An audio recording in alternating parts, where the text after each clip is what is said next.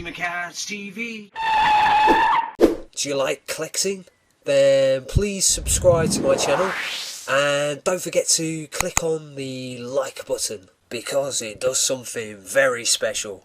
It makes you younger. Hello YouTubians, here is a very rare and original set of 1929 bathing beauties.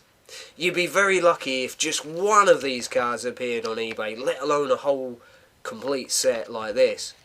Who said that card collecting can't be sexy and glamorous, hey? Some of the earliest cards featured the most beautiful and fashionable Victorian and Edwardian ladies to lure people into buying more of the products they came with.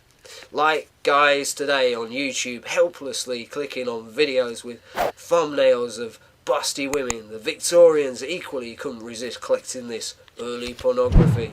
Okay, granted, even these 1920s cards might be rather tame by today's shameless standards, but as Edward Bernays said in 1928, any woman wearing a short skirt 20 years ago would simply have been arrested and thrown in jail by the New York police.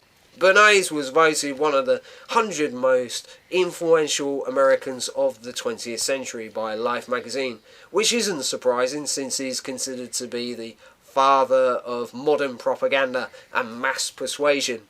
The rise in discontentment and rebelliousness after the doom and gloom of World War I led to a corresponding rise in the sexy dress hemlines, revealing ample flesh. Women symbolically cast off the chains of the oppressive aristocratic dictatorships by removing their uncomfortable Victorian corsets. They also let their hair down by literally cutting it off. Cards like these were issued with everyday products such as chocolates, tea, soap, and often cigarettes. Companies fiercely competed against each other in coming up with cards featuring subjects that would appeal to their information-starved customers at the birth of our modern world. Today we're bombarded and drowning in information and unwanted commercial adverts. In fact, it's difficult to escape them. Whereas back then the cinema, radio and television were just starting to take off.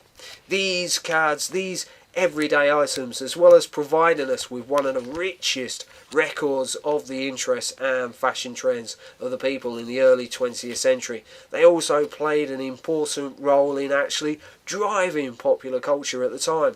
Although in our modern age of shallow shoot-'em-up games, overproduced CGI films and pop idol TV shows, it's difficult to understand the significance of these humble trade cards now. Remember, even newspapers and magazines in the early 20th century didn't have colour or photographic pictures in them, and so cards like these were way ahead of their time. Well, as they say, less is more.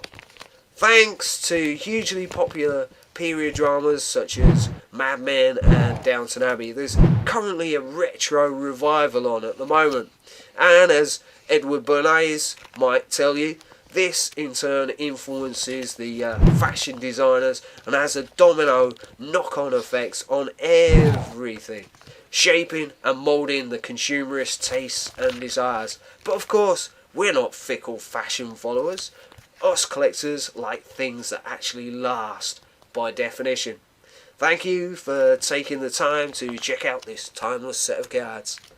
Please feel free to check out the largest collection of videos of the earliest movie trade cards in the world on my channel. Thanks for watching. And don't forget to come along to my card museum at creamofcards.com. Oh no, I'm afraid we've run out of time. But just before you go, please leave thumbs up below.